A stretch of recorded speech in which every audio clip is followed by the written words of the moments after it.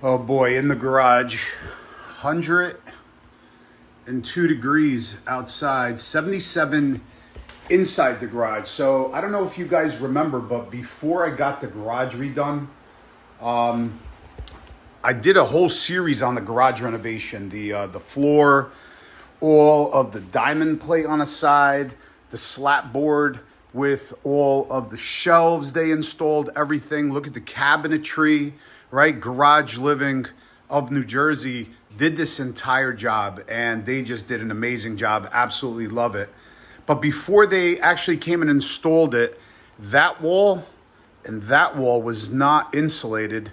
And before I got the garage redone, last year this temperature, now it's 77 degrees. Last year it was about 86, 87 degrees. So it literally brought the temperature of the inside of the garage down about 10 degrees. So it did make a difference. Is it still a little bit warm maybe? Yeah, you know, I would like it obviously probably like 70, 71 in here. That would be really, really nice and cool.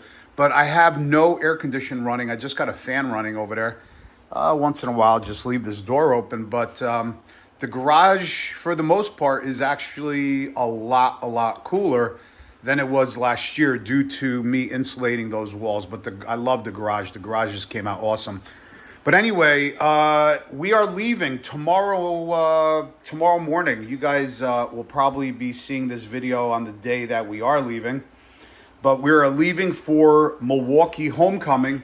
So it's going to be me and a total of 7 of us. Me, Cam, my son, and 5 friends. So 7 of us are going to be riding down. I think we're going to probably do like 420 miles one day. And then Thursday, do the remainder, like 425 miles. On Thursday, roll straight into Milwaukee for Harley-Davidson homecoming.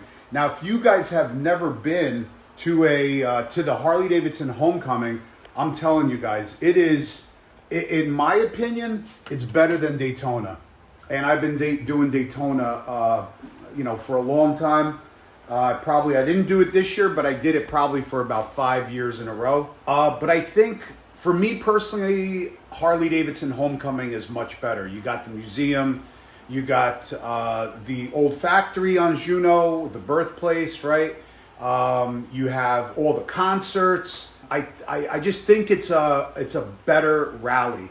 Like if you really want old school Harley camaraderie, stuff like that, with nostalgia being that it's in Milwaukee, you definitely got to check out Harley-Davidson homecoming. If you haven't bought tickets yet, get yourself some tickets. They got great concerts. Also, July 11th, Friday, me and I think there's going to be like 15 other, maybe 20 other content YouTube creators, social media influencers that you guys all watch and love. We're going to have a meet and greet at Veterans Park between 4 and 6 p.m. Friday, July 11th. So hopefully we see you guys there. But this is pretty much going to be the last video. Kind of just a rundown what I'm taking, what bike I'm taking. I think you guys know the bike, what I'm packing. And I also have to install one thing for my phone, which I just got. And I don't know if you know this, but quad lock, I always use quad lock. I'm using my phone to actually record now. But the quad lock is awesome. I'm not sponsored by them. I've been using them forever. I can't even remember, honestly, when I started using them, but it's been a long time. I think it's the best phone case. It's really slim. It's the most durable, and the locking mechanism on the quad lock case and lock, the way it works, the mechanism, everything, I have never had a problem. I've never had a phone come off. It's almost impossible for the phone to come off. But what I wanted to show you guys was, you probably seen a black one. This is a chrome one because I did not want to put a black one on this absolutely gorgeous 03 anniversary Heritage Softail Springer Classic.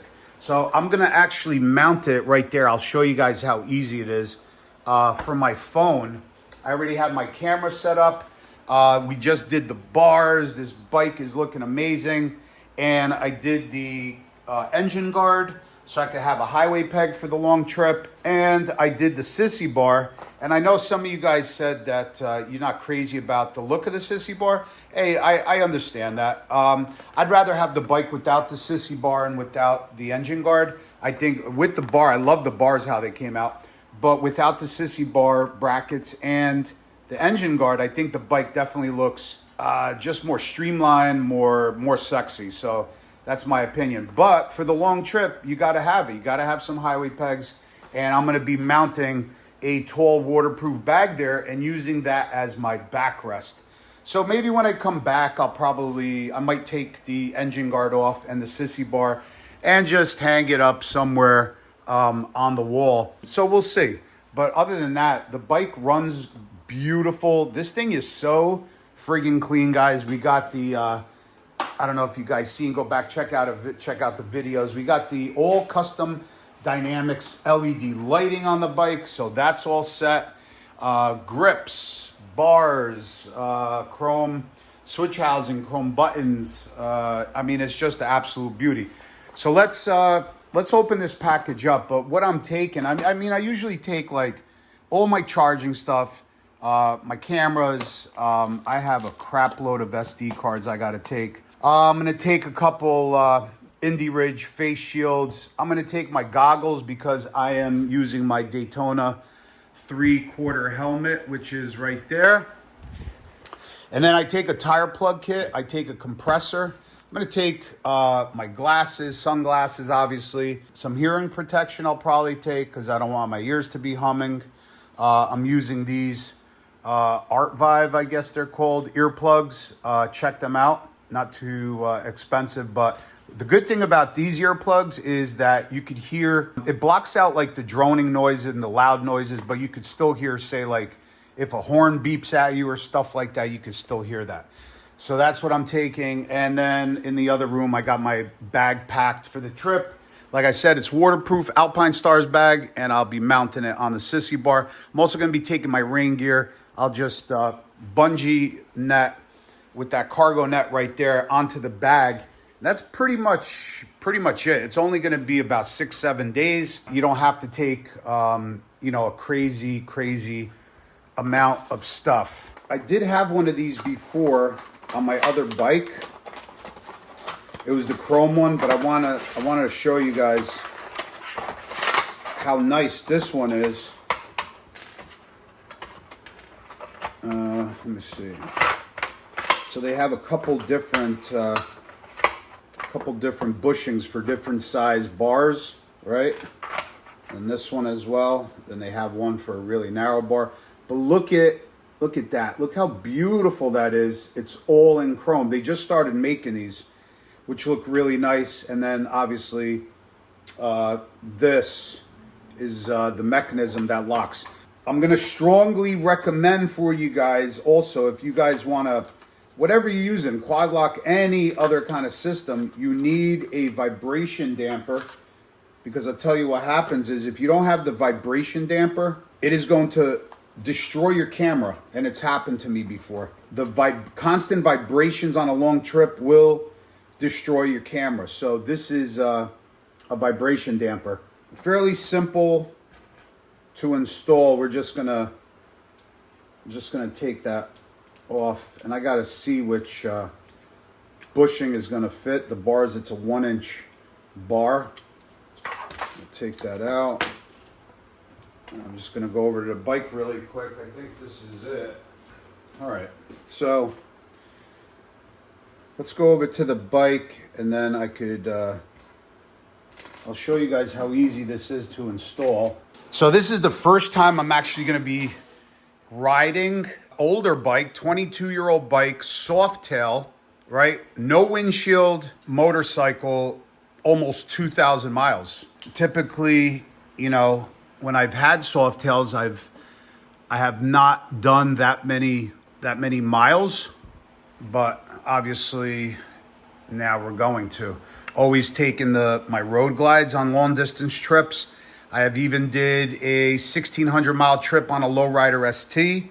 That was, just this past spring, just a couple months ago, where Cam, if you guys remember, Cam flew out, met me in Texas. He was on a street bob and I was on a lowrider ST, and we went through Texas into New Mexico. Where do we go? Colorado, Utah, and then down into Arizona through Sedona. That was a beautiful trip. Lowrider ST is super, super comfy. Didn't have a problem with that. Let me take my camera off here. So this way I could show you guys how this is gonna look. So that is the chrome bracket. Look how beautiful that bracket is right here from Quad Lock. Now, if, a couple of months ago, whatever, last year, they only made this in black, it would kind of not looked as nice as this, but now they make chrome ones, so this looks really, really good. So what I'm gonna do now, I'm gonna actually put the vibration damper on here, and then I'm gonna put the mechanism on top. I'll show you guys how this looks and how my phone's gonna be situated. So that's the bracket. I just twisted it down that way. So now what you have to do, you have to install this vibration damper, which is gonna go there. And then on top of the vibration damper, this is the locking mechanism that is gonna go on top, and that's what gets locked into your phone.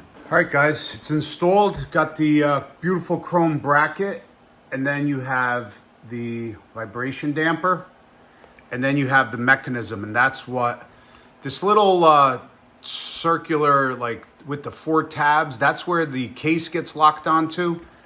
That tab actually disengages the phone from the tabs, and then you could twist it off. So really good system. Phone is just gonna be upright and in a great spot. Then I have my, I got my camera over here because I'm actually using the 3/4 Daytona because it is going to be hot and I don't want to bake. So right there, we got the camera, and that's pretty much it. We got the camera, we got the phone. And another cool thing that Mike over at Torque Custom Cycles showed me, this little thumb screw right here, it's not cruise control, but some people call it cruise control. But I guess it's actually for the carbureted models. This comes with it. I guess it's for the carbureted models. When you pull the choke in, I guess if you want to raise the idle RPM or just the RPM a little bit, you hold the throttle and then you lock it down. But believe it or not, I tried it. I could actually use it in somewhat of a way as a cruise control if I do want to give my right arm, my right hand a rest, because sometimes it does cramp up. What I can do is I could actually tighten that up. You see the throttle is loose now, but if I tighten that up a bit, and look, if I turn the throttle, here, I gotta tighten it up a little more. If I turn the throttle, it stays. So in a pinch, and if I loosen it, it goes back. So in a pinch, I can use this as a crude form of a cruise control. But I'll tell you, the cockpit of this bike is just absolutely amazing. I think I'm done now. I have that little toolbox. I think it's going to be able to fit my compressor and also my tire plug kit. So that's where I'll keep that, just so I have that handy. Other than that, the service was done on the bike, and that's it. We are ready to go. Hopefully, see you guys there. There's going to be a lot of people at the meet and greet in Veterans Park last year. We had several hundred, if not 1,000 or more people come to the meet and greet. It was just a really good time. So this Friday, July 11th, between 4 and 6 p.m., Veterans Park, meet and greet. If you've never been to Milwaukee Homecoming, gotta go this year. If not, you gotta start making plans for the future, because it's a really, really fun event. I think so far, in my personal opinion so far, I like Sturgis #1, #2 is Laconia, and Homecoming is #3. Possibly Homecoming is #2, but you cannot deny the awesome and amazing riding that you have in Laconia. So that's the only reason I would say Laconia number 2. But as far as the rallies go, then I would put it as Homecoming number 2 for me, in my personal opinion. It's just a great experience and a great time. So that's it, guys. We'll see you later. Hope to see you in Milwaukee. And I'm just going to finish packing my bag, and that's it. We're off. We're going to be leaving 5:30 a.m.